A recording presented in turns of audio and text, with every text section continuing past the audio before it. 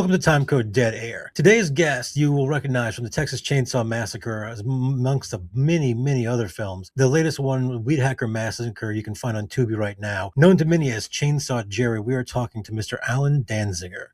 Allen, thank you for joining us today. I appreciate it. My pleasure. Looking forward to it.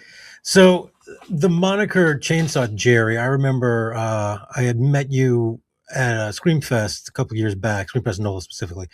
And the Chainsaw Jerry bobbleheads were the things that really caught my eye. And when did that moniker start coming up that people were saying Chainsaw Jerry?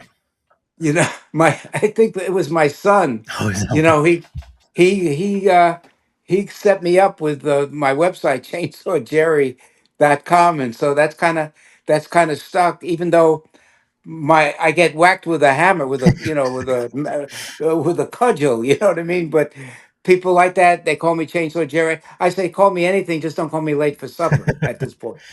Amen to that. And so Texas Chainsaw was not your first foray into horror. You worked with Toby on his first film, correct? Eggshells? Yeah, I was. Yeah, I mean, it was more just, I guess, happenstance because, and I've mentioned this. I was doing social work, and there was a young couple by the name of David and Amy, and his first movie was Eggshells, and it's more or less like a hippy dippy, what I refer to as a hippy dippy psychedelic stream of conscious, so to speak, movie. But David and Amy were doing volunteer work. I was working on my master's in social work, as it has. I've got two masters, and I'm noted for getting whacked in chainsaw. But anyway, they asked if they could do a scene with David and Amy at my apartment. At the time, I was married. My son was like 8 months old, and so they shot the scene. And I guess they liked how I came across, and they kept adding stuff, adding scenes for me to do. And then the movie comes out, and nobody saw that movie. And then it's just like quiet on the waterfront for 4 years. And then I get a call that they wrote, I think the working title was Head Cheese or Leatherface. And they asked if I'd read the script, and I took the script, went home, read it. I was actually mesmerized. It was so out there, and I said, okay, the characters kind of wasn't a stretch for me, and so that was it. Happenstance, because I never took an acting class, and if you watch James Janice review of the movie, he refers to me as this 30-year-old disco stew looking dude. I didn't know what the hell he was talking about, but he was referring to Disco Stew on The Simpsons. So I'm a meme already in my geezer days. So you can't make this stuff up. That's all I'm saying. Well, and how did you meet Toby going back? Y'all went to the same school and that's how it came about? No, no, I met him because when I was living in Austin on Robbins Place, my downstairs neighbor was Sally Richardson, Oh, and okay. her boyfriend at the time was Jim Schulman. They're both in Eggshells. She was an editor. She's a terrific lady. And we actually stayed with them in Evergreen, Colorado, many years ago. So she introduced me to Toby, and then, by just happenstance, David and Amy were doing volunteer work. He was filming Eggshells, and I think they were looking to make the movie a little bit more entertaining. And hopefully, I provided that. So, what made you, I guess, kind of get into that? Because you were going for it was music therapy, I believe, right? Was that what you were going for? No, no, no, no, no. I was in social psychology Social. and then social work. I gotcha. Okay. And so you just said, John, you told him at one point. When I was graduating City College, I actually thought about going into speech pathology. sociology. Okay. And my professor, because I gave funny talks, he said, "I want you to meet the professor, the over the whole department." His name was Professor Pennington. I'll never forget this. I went, and all I said was, "Dr. Pennington or Professor Pennington, I'm interested in going into speech pathology." After 5 minutes of him laughing, he then wrote down everything that was wrong with my speech, from dentalizing to this to that. That was it for my speech pathology. And to add insult to injury, I ended up at the University of Texas because I knew that I needed to get away from home. I loved my parents, but my mother was a very domineering woman, and I knew that if I didn't get away, it's over for me. And a friend of mine saw me at the library on a gloomy day, and I was in a gloomy mood, and he said, "Why so glum?" And I said, "I don't know what I want to do with my life. I'm graduating." He says, "Go to Texas." And I said, "What?" I mean, I'd watched Six Gun Playhouse in New York, but I never rode a horse. I never was in a posse. I didn't know what the hell I would be doing. And so they said, "Go. It's a new department." So I ended up going here. I talked to the professor. I actually wanted to go into industrial psychology. They had no program like that. They set me up with some of the hardest courses. I was lucky to get out of there with a master's degree. But as you know, just as it is, you meet people, and I met Toby, and then I'm in Eggshells, then I'm in Chainsaw, and as the rest they say is history. So with Eggshells, you kind of got roped into that one. With Chainsaw, Yeah. how did that one come about? Did he approach you and go like, "Hey, I really liked what you did in Eggshells. Do you want to be in this?" Or was that You know what? They never said that. But in the director's cut, Toby was very complimentary about me, saying I was a natural. I mean, he never said that, but he was very nice to me.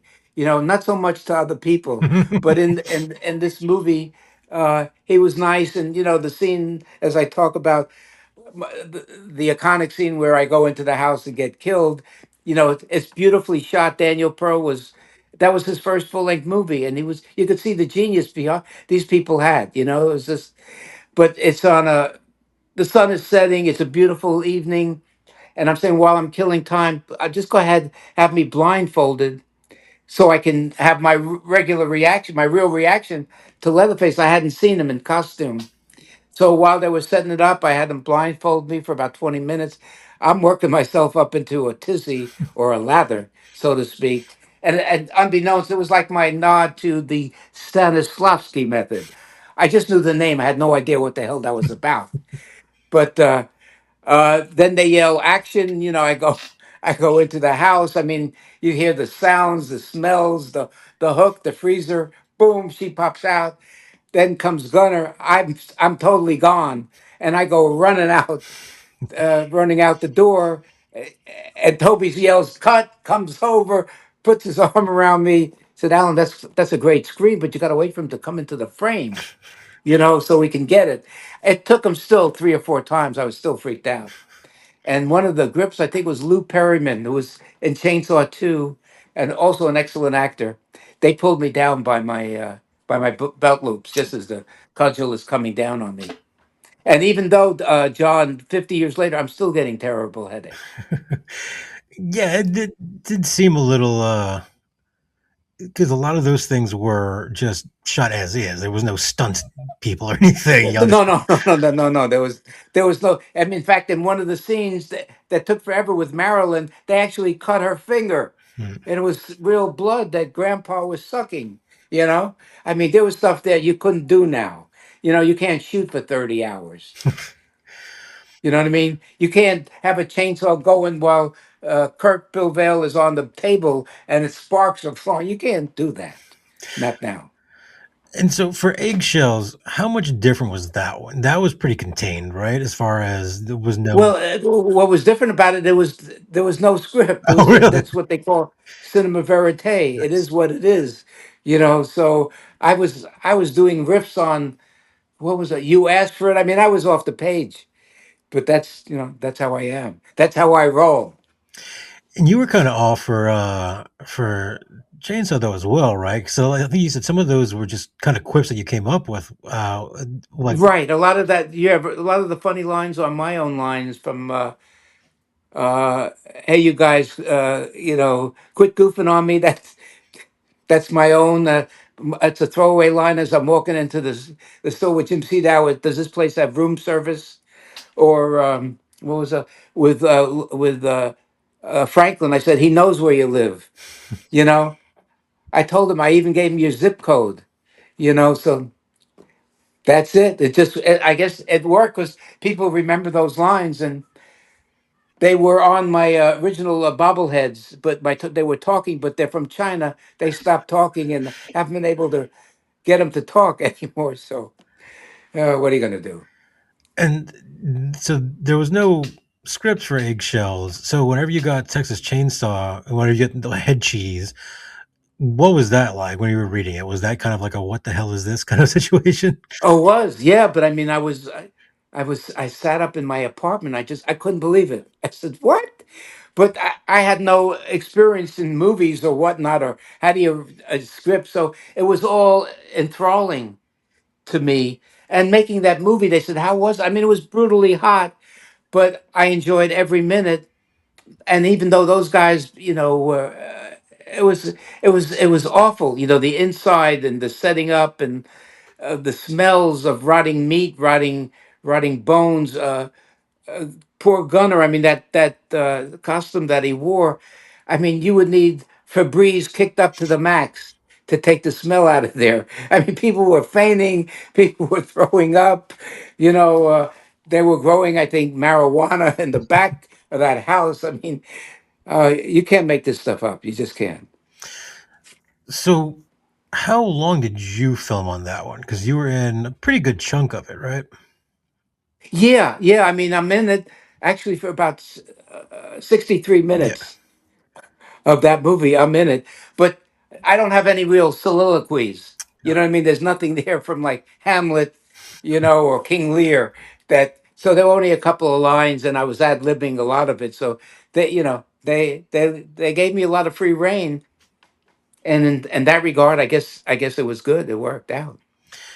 And so you were that was a couple of weeks that you were actually filming, or was it longer than that?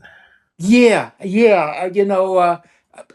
Obviously several days, but they were wonderful. They worked around my schedule because I was running a camp for kids with social, psychological problems. So the summertime, so they worked around my schedule. And as I've mentioned, the exciting thing for me was meeting John Henry Falk, Hmm. who's in that cemetery scene. He's in the pickup truck. Yep. And as a kid growing up, I listened to him. He was blacklisted.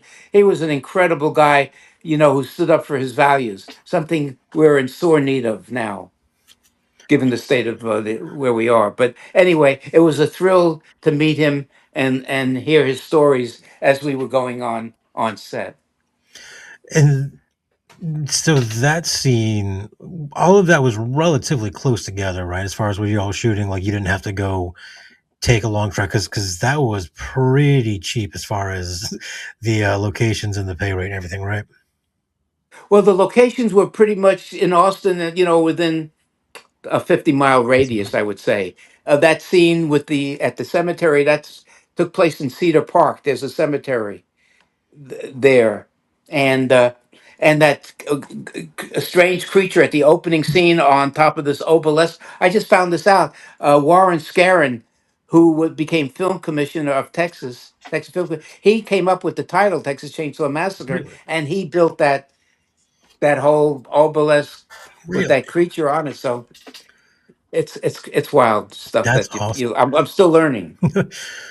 And so to tell me, because we've had this conversation personally, and I've seen some Q&As with you where you talked about it. Everybody got along for the most part on that set, right? There was just one real standout that people did not like. Oh yeah, yeah, yeah, yeah. That would be Franklin. I mean, everybody hated him. I mean, we all, I applauded when he died, and then I met him at one of the Comic Cons in 2004. The guy is the sweetest guy you'd ever want to meet. But he was afraid that if he took that character off, he couldn't get him back on. So he stayed that way the whole movie.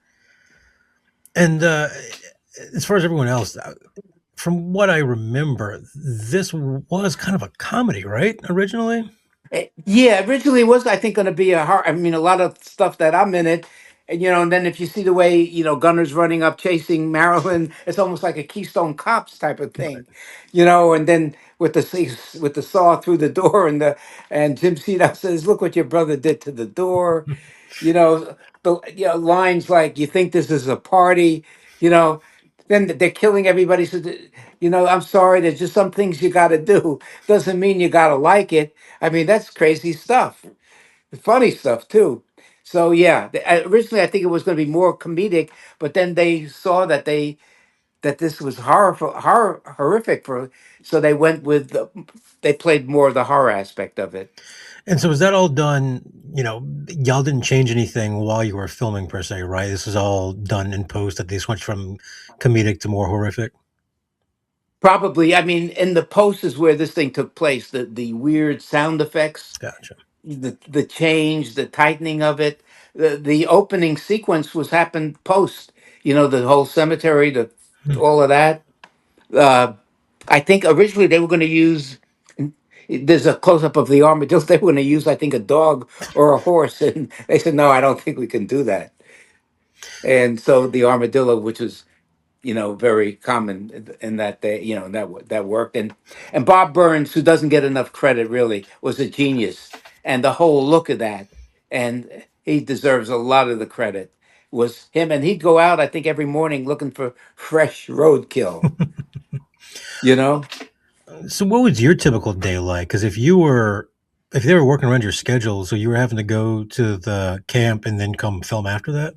Yeah, yeah, yeah. Or it would be on a day where I had other people who could cover for me. You know what I mean? So they would pick me up, and I'd go on location. Fortunately, it wasn't more than maybe a half hour, an hour at the most. A ride to the location. Gotcha. And so whenever that came out, how was that received as far as like given what you were going to school for? Did they kind of question why are you in this horror film or anything? Well, I'll get into that. I'll get into that. I mean, I played that down. I never said Oh, anything for years. That I'm here's a social worker. With two master's degrees and arguably the scariest movie of all time. But when this movie came out in '74, it's going up the charts. With a bullet, it beat out. The Way of the Dragon or the Gone Dragon, whatever, with Bruce Lee. I mean, the movie's making a killing. uh, they did a sneak of it in San Francisco with the taking of Pelham 123, and people were going out of that theater screaming and throwing up, wanting their money back. So, but the movie's going up with a bullet. I said, man, I hit the brass ring. It's it for me. I'm going to seek early retirement until I got my first check. And I think it might have been for 150 or something like that, less than 200. I can go to McDonald's with that check. So the massacre took place, as I say, after the movie, because the unfortunately the distributors were Bryanston, who were mafia, and it took years to get the money, get the movie back, and I think Kim Hinkle and Bob Kuhn, who was the attorney, they went up there and they wanted to see the books. And when you got a guy named Butch something with a 25-inch neck saying you ain't seeing the books, they knew there was trouble right there in Windy City. And so they came back, sued the guy. They got the movie, but by then Bryanston had declared bankruptcy. oh wow. And I like to say, because it's true but funny. When the movie came out, my parents saw Eggshells. They didn't know what that was about. They went to see Chainsaw with an aunt and uncle of mine in Florida in a porno theater, 1974. And so, along with Texas Chain Saw Massacre, the second feature was, I believe, Debbie Does Dialysis. Now this is Florida, so that kind of figures. And the scene where I go into the house, my mom gets up in her native language, which was actually no language. She starts screaming for me not to go in there, and the usher almost took her out of the theater, for causing that kind of a disturbance. So were y'all aware of that? Because when you were shooting, were you just doing it gratis and you weren't getting any kind of pay, and then y'all found out No, later no, no, on? no. And my actual contract was I got $400 Oh wow. Okay. for this movie. $200 at the beginning, 200. But they said, because they said, Alan, we're going to give you a percentage of the movie. So Gotcha. and then you find out, well, I thought a percentage of 100%. No, it was a percentage of the net of this. There were more money, there were more hands in that pot than the Muppets. So yeah, but still in all, I would have done it probably for a ham sandwich, or BLT, something like that. So and then I mean, then when you're in it, and then I went to see the trailer, and then you see yourself up on the screen. I mean, I freaked out then. I ran out of the theater. And the second mistake, stupidly, I took my son, who was 5, to just see his dad, and in the coming attractions. And that's 50 years ago. He's still in weekly therapy. So that's another mistake I made. Do you think anyone realized that when they were making it? That No, no, I think I didn't think it was going to come out, to be honest with you. And the person that I think gave this movie the shot in the arm was a fellow by the name of a reviewer by the name of Rex Reed. oh, okay. He said it was the scariest movie he'd ever seen. Yeah, and that, I think, that catapulted. But like I say, it came out and then it kind of lapsed, and then all of a sudden it seemed to just catch on, and now it's beyond just a cult following. It's been recognized by MoMA, Beyond Fest. And there are documentaries now, one called Chain Reactions, and Patton Oswalt, Stephen King, Japanese director. I mean, how this movie has influenced. And I just saw, I mean, Quentin Tarantino called it a perfect movie. Guillermo del Toro was, matching it up with other movies. Chainsaw comes out. I'm, I'm pleasantly amazed. But as I look at it now, and you see the techniques and stuff like that, and I mean, there's no holds bar in this movie. There are no nice people. You know, this is a family of crazies, but that's sadly the situation, and it's believable. That's the trick. It's Texas in '73. I mean, I used to pick up hitchhikers. I stopped after I finished that movie. Never did it again. So you just kind of gave up on the whole acting side of things after this Well, one? yeah, I mean, my background was, I mean, I was doing social work. And so I went back to it. I mean, after that, I think I was an extra on Willie Nelson's Honeysuckle Rose. Hmm. And I'm in the background, and they paid me to bring other people. So they donated money to my program. Interesting. And so I did that. I actually also did a couple of scenes. It was going to be an adult, like vignette with directed by the name of Eagle Pinnell, who unfortunately died way too early. It ended up being, I think, the whole shooting match, or the last night at the Alamo, with Sonny Carl Davis and Lou Perryman. I've not seen the movie, but I hear it's excellent. And instead of doing one of these different vignettes, he just went with what turned out to be the whole shooting match, Hmm. or last night at the Alamo. And so I did that, and I think I did something called the tomato that ate Austin. Never heard whatever happened to that. So no, my career went from the zenith to the nadir, and that was it until I met a, a fellow by the name of Ray Spivey, Hmm. who's really an amazing guy. And I met him through a friend, and we just started talking. And he said he wanted to write a scene for me to do in a movie called Storage Locker. And so I said, okay. And I had a lot of fun doing it. I was rusty, but it's just a lot different now the way they shoot Of movies. course. And I did that, and then we became friends, and we went on trips together. And I pitched him a couple of ideas of a wacky way to take off on my character, because back then I said I had so much hair, my hair could stop a bullet. And so that he went off on a tangent, which came up with the WeedHacker Massacre, and it just has a lot of different, influences. And so it's really like a comedy horror. The punchline is, once you stop laughing, you'll start screaming.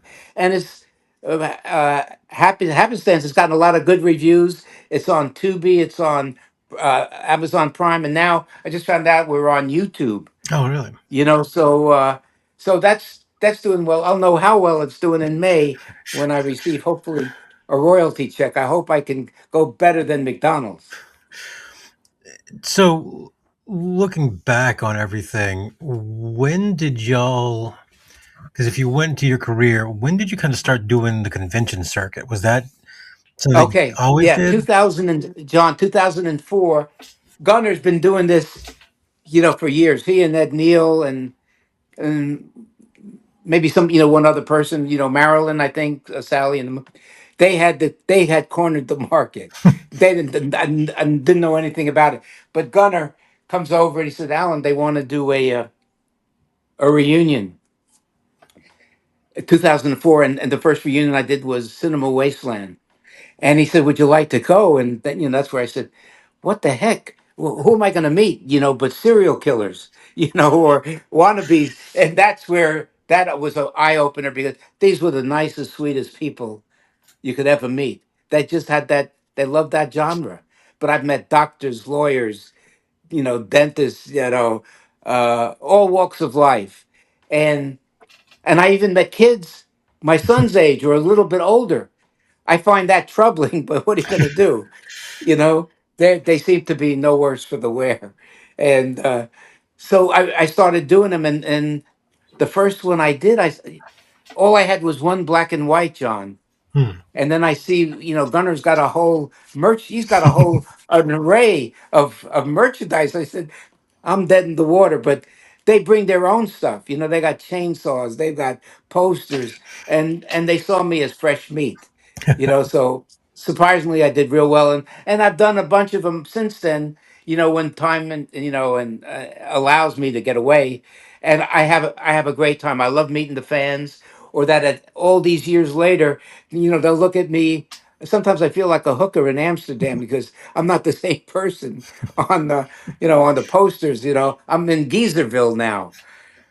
But they still, once they find out, oh, it's him, they're great. They want to take selfies, hear my story. So one movie that has done that and has brought so much joy, that no matter where I go, if people ask me, on a plane, what are you doing? And I say, well, I'm on my way to a convention.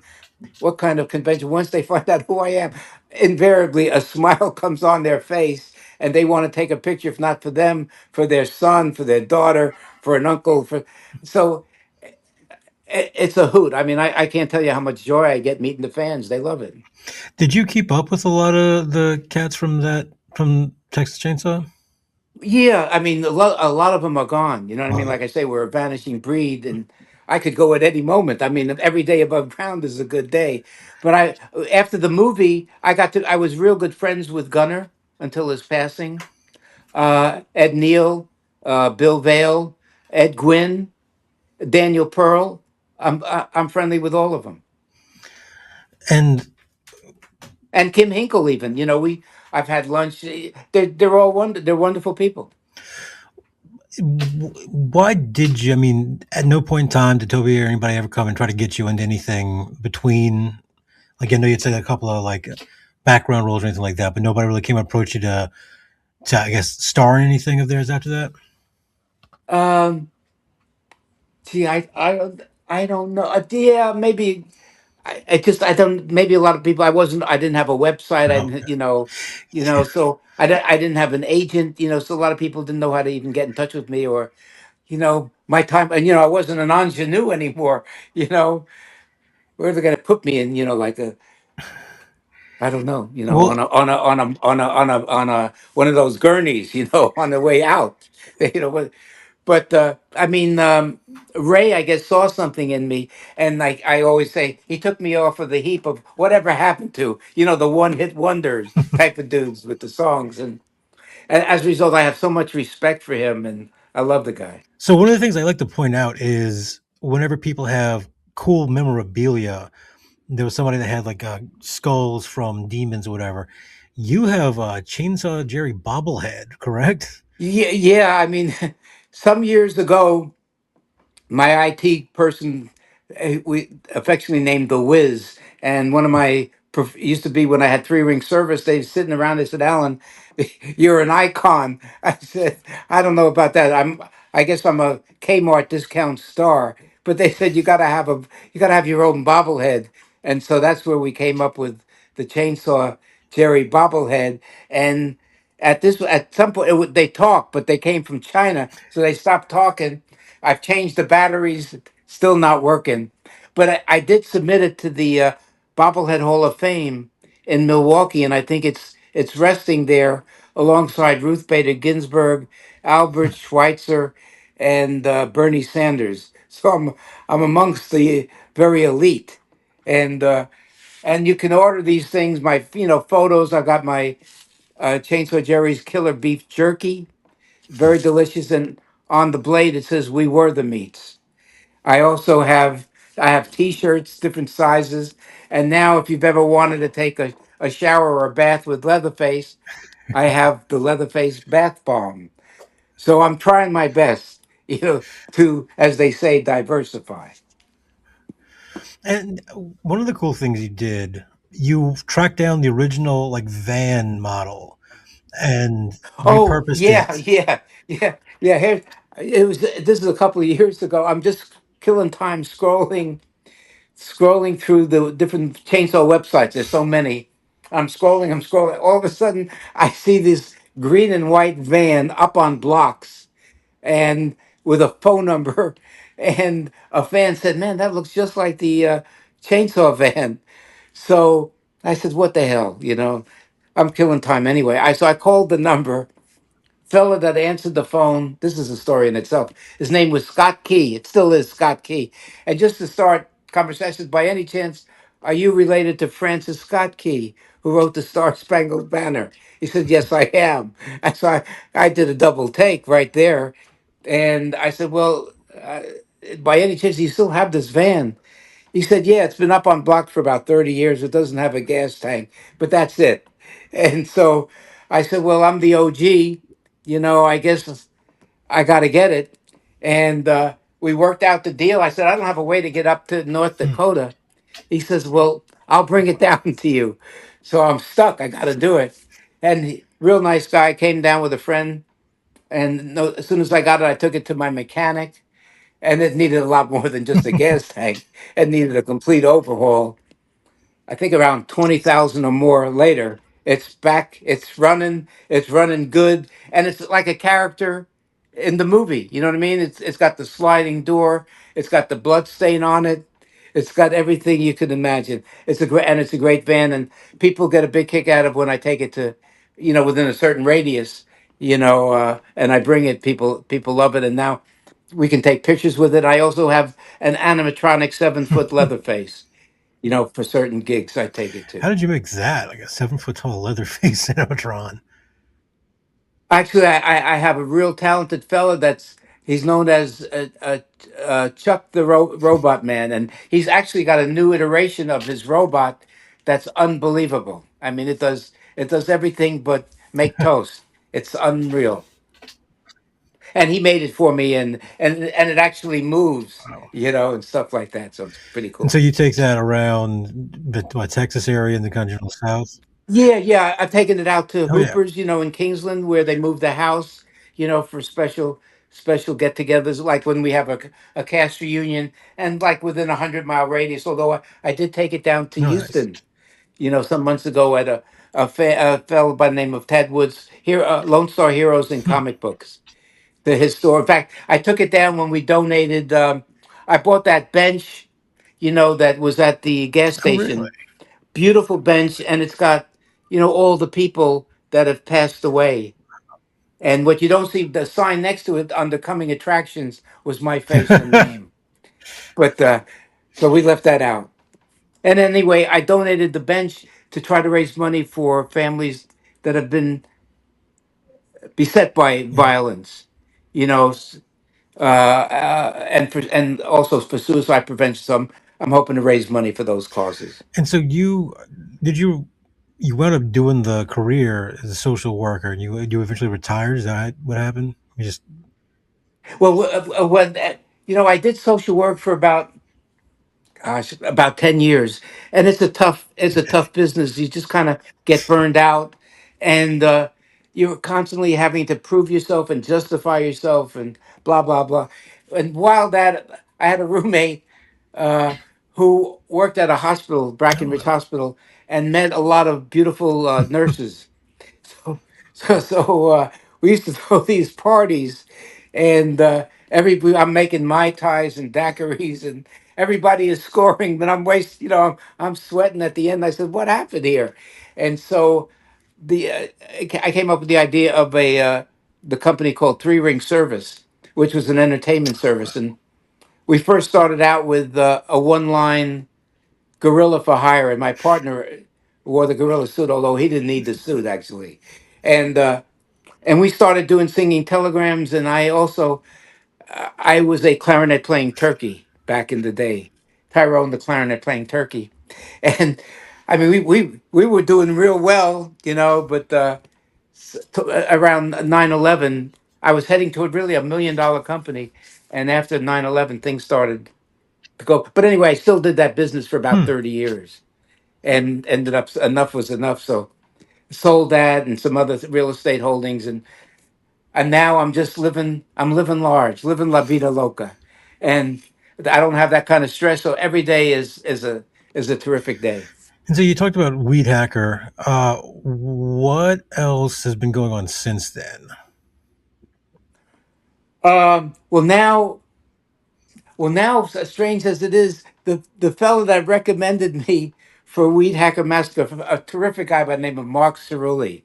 He's written some movies. He's done stuff with HBO, and he did a really funny piece about me a couple of years ago.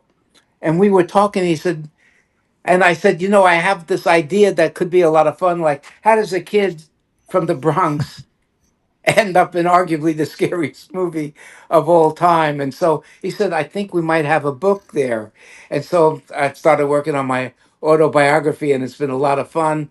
Most of it is really entertaining, and there's some dark stuff too, of going through life, over what 83 years. I mean, I'm a geezer now, but I still think young, and it's coming along, and I'm really excited about it. And some other Comic Cons, I just got a text today about going to Kentucky in June, and then another movie that Ray's Spivey is doing called Soul Hoarder. I think it's a vampire movie. So unfortunately, I'm getting typecast, but it is what it is. So you got to go with the flow. And so whenever you kind of look back at things, how odd is it? I mean, we've kind of talked about it. Last year was the 50th anniversary.